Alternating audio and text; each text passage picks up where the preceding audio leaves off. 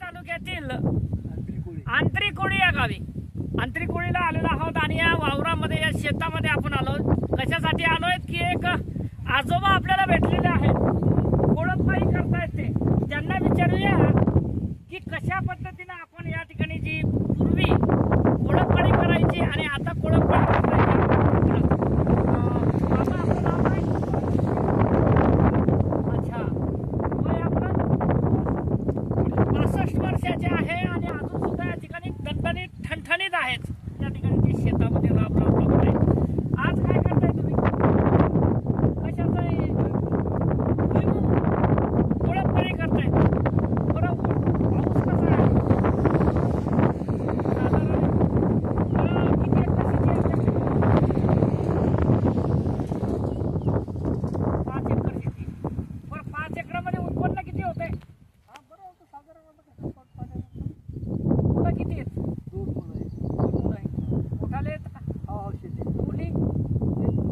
एक मोठा, 3 मुलं झाला. बरं, काय सांगणार आज शेतातला अनुभव काय सांगणार? कसं वाटतं? पहिली शेती करत होते तुम्ही ना आता शेती करताय? नाही, परंतु आता तंत्रज्ञानाने शेती केली जाते. आता बैल वगैरे जरा कमी झाले. बैल कायम ठेवले. बरं, किती एकरी किती उत्पन्न होते तुम्हाला भुईमुगाचं? जर आपण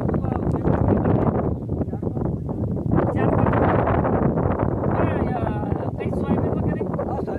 सोयाबीन किती पेरलेली आहे? येणारा भाव सोयाबीनचा असेल, कोणताही प्रकारचा याचा असेल, तर त्यामध्ये काय वाटते? नाही, बरोबर आहे. परंतु मागच्या वेळेस जे सोयाबीनचा भाव होता, आता सोयाबीनला जास्त द्यावं वाटतं तुम्हाला?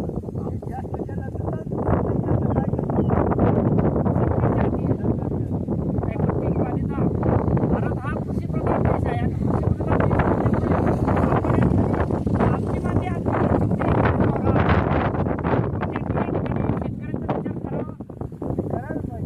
करायला पाहिजे. मित्रांनो, शेतकऱ्यांचा विचार करायला पाहिजे असं बाबांचं म्हणणं आलेलं आहे. भाव वगैरे चांगला मिळाला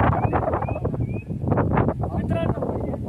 माल बी चांगला व्हायला पाहिजे. नाही, माल तर चांगला व्हायला ते तुमच्या हातात बी नेईल आणि कोणाच्याच हातात नाही. निसर्गाच्या ते तर निसर्गाच्या हातात आहे. परंतु चांगला भाव आला तर चांगला